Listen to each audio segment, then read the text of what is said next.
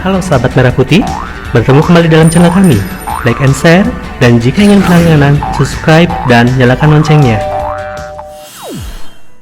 Selamat bertemu kembali dengan saya. Ya, pada kesempatan kali ini kita akan melanjutkan pembahasan soal uji kompetensi kedua. Ya, yang sebelumnya kita telah membahas dari soal pertama sampai nomor 5, dan sekarang kita akan melanjutkan soal dari nomor 6. Oke, kita langsung saja. Yuk, sebelum mendirikan usaha, perusahaan sebaiknya melakukan studi kelayakan usaha. Pelaksanaan studi kelayakan usaha yang dilakukan oleh perusahaan bertujuan untuk apa? Ya, jadi kita akan mencari jawaban yang tujuan daripada studi kelayakan usaha oleh perusahaan. Apakah A, mengambil keputusan terkait kelayakan sebuah usaha? Apakah B, merencanakan kegiatan yang akan dijalankan suatu usaha?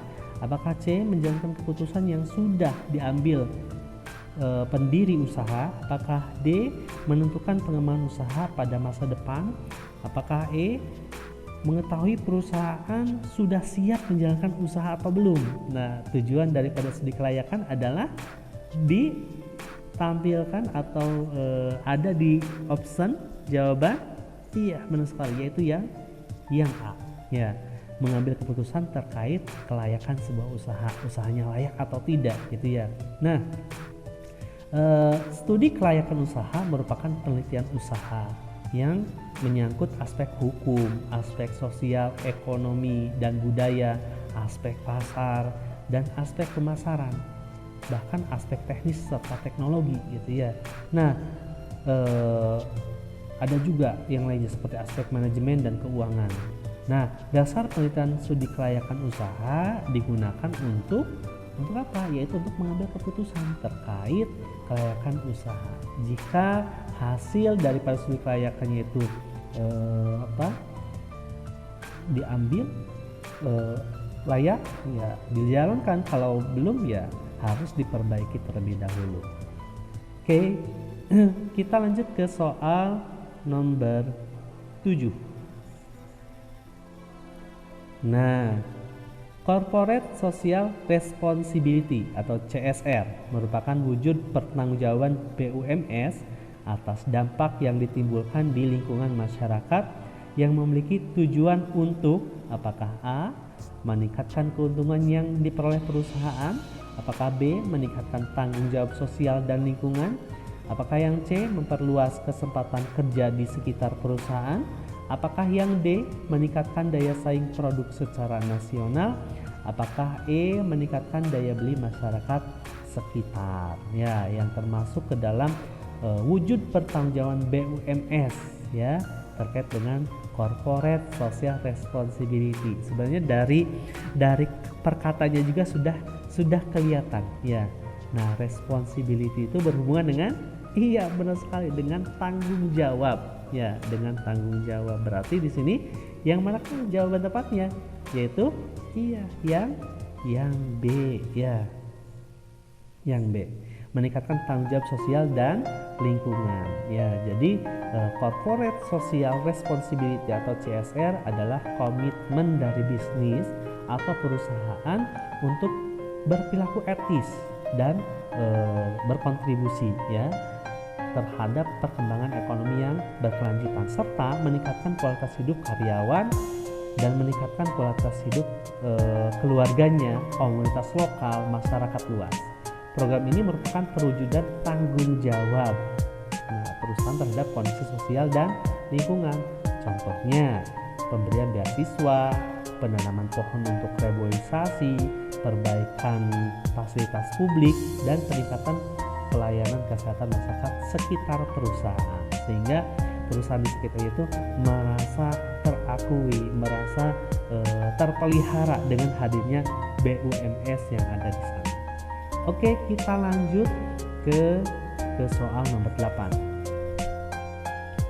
Kegiatan yang dimulai dengan mengumpulkan data, mengolah data, menganalisis dan menginterpretasikan, menyimpulkan serta membuat laporan.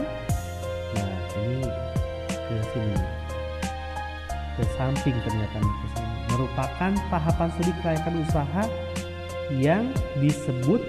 Nah, yang disebut apakah penemuan ide, apakah penelitian, ataukah tahap evaluasi, apakah tahap pengurutan yang layak, apakah tahap rencana pelaksanaan.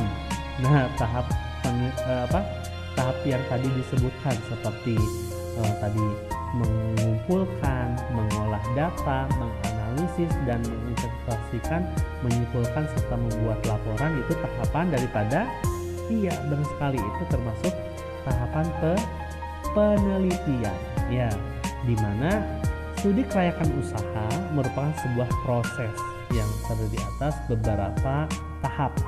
Nah, tahap penelitian merupakan kegiatan yang dimulai dari mengumpulkan data, mengolah data, menganalisis dan menginterpretasikan hasil penelitian, menyimpulkan serta membuat laporan.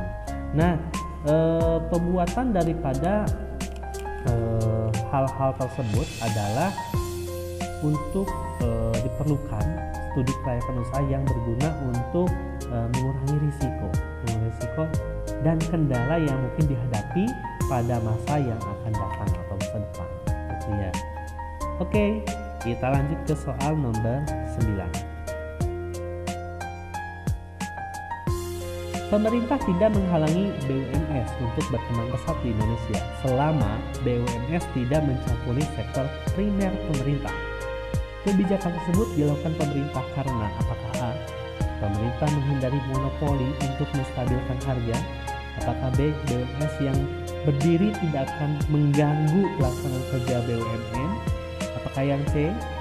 Menaikkan penerimaan yang diterima pemerintah dari perusahaan swasta, apakah D. Membuka jalan untuk meningkatkan kreativitas agar tercapai kemakmuran, apakah yang E. Pihak swasta menghendaki untuk mempermudah pengurusan izin usaha oleh pemerintah.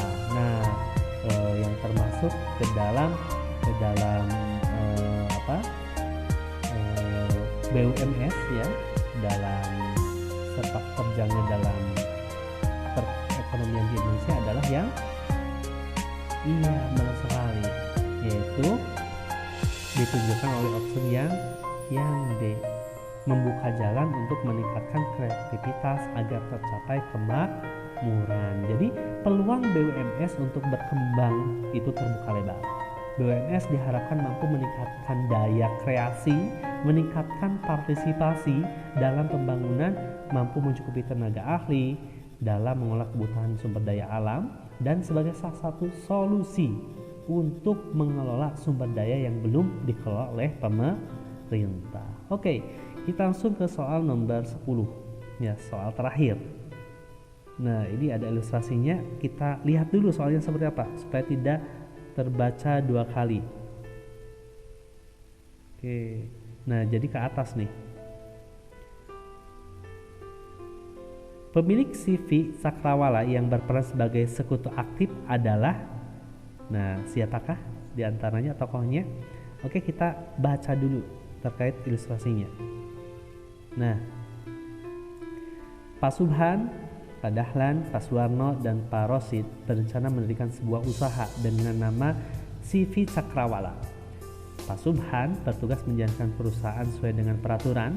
Pak Dahlan bertugas melakukan perjanjian dengan pihak ketiga. Pak Suwarno menantikan keuntungan atas usaha tersebut. Pak Rosid hanya menitipkan modalnya pada CV Cakrawala tersebut. Nah, tadi sesuai dengan apa? Sesuai dengan pertanyaannya gitu ya. Nah, di sini pemilik CV Cakrawala yang berperan sebagai sekutu aktif. Nah, itu oleh siapa? Ternyata iya, benar sekali ya. Yang termasuk sekutu aktif daripada CV Cakrawala itu ditunjukkan oleh opsi yang C ya, Pak Subhan dan Pak Dahlan. Jadi yang dimaksud sekutu aktif atau sekutu komplementer merupakan sekutu yang menjalankan perusahaan dan berhak melakukan perjanjian dengan pihak ketiga. Ya, semua kebijakan perusahaan dijalankan oleh sekutu aktif. Sekutu aktif juga disebut sebagai perserok kuasa atau perserok pengurus. Nah, Pak Subhan dan Pak Dahlan merupakan atau berperan sebagai sekutu aktif, sedangkan Pak Suwarno dan Pak Rosid itu merupakan sekutu pasif. Oke, itu saja terkait pembahasan terkait uji kompetensi kedua dari nomor 6 sampai 10 tentang BUMS, Badan Usaha Milik Swasta. Kita akan bertemu lagi di lain kesempatan ya. Nanti kita akan membahas tentang perkembangan dan pengelolaan koperasi. Oke, sampai berjumpa di kesempatan. See you.